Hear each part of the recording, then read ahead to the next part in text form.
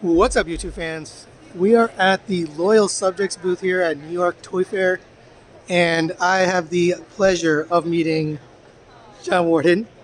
You may know him from Hasbro, but he's here helping out today at the Loyal Subjects, and I asked if he could introduce us to this new M.A.S.K product. We have a cool little sign here, so I'll just show you that. But yeah, why don't you tell us about this? Hey man, thanks so much. So we're so excited to be able to bring M.A.S.K to a new generation of people just in time for the 40th anniversary of this epic series. You've got 4 different classic vehicles. They're here, escalating in price point. We've got the Condor with Brad Turner and the Hocus Pocus mask.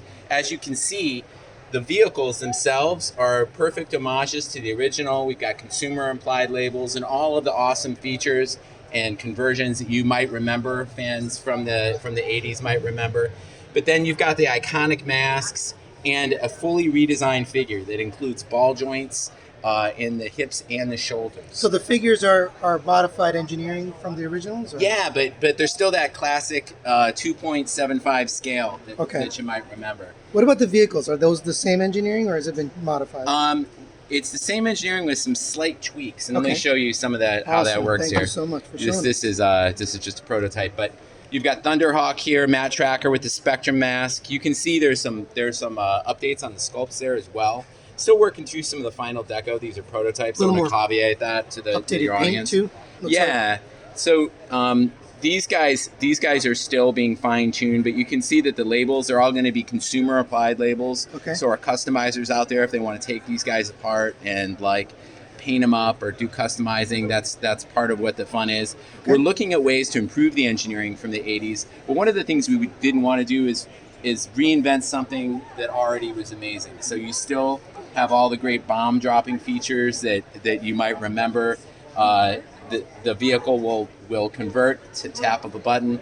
But here's something really cool. So you've got these. Oh, that's new. You've got new blast effects that allow to go in the back. So depending on what kind of a collector you are, if you're one of those fans that likes to play with your toys, you've got all those great features. But if you want to keep these guys on your shelf, line them up and make them look like they're in an action feature or an action scene, you're going to be able to put those blast effect features. Oh, so they all come with the blast effects then? That's right. Yeah, and then there's also some bonus features. So if you keep tabs of what's happening on loyalsubjects.com, there's going to be or any of our social channels, there's going to be more information coming. Okay. The HGH, also known as the Switchblade, comes with Miles Mayhem, leader of Venom. He comes with his Viper masks, updated deco. You've got effect parts that are able to place onto these things. Awesome. And just like the original, you've got awesome features at a touch of a button, including the epic bomb drop. But there's some updated sculpt elements like the engines in the back here. This guy's just a prototype, but the features still work like the original. You've got this guy will actually propel the propellers around, and yeah, so it's really cool. These are all prototypes? These are all prototypes. Okay. And last but not least, we've got the Rhino MDU mobile defense unit. This is the one, the big one that I was excited for. This is the one. It's honestly up next to a big red friend of mine from the leader of the Transformers. This might be one of the most important semi-trucks of the 80s. Absolutely iconic. Is that a redeco? That looks different. Yeah, we're still dialing in the colors on this guy. This is the Matt Tracker Ultra Flash Mask version. And we've got the classic Bruce Sato with all his Sato-isms and a lifter mask as well. You've got 2 sets of blast effects with this guy.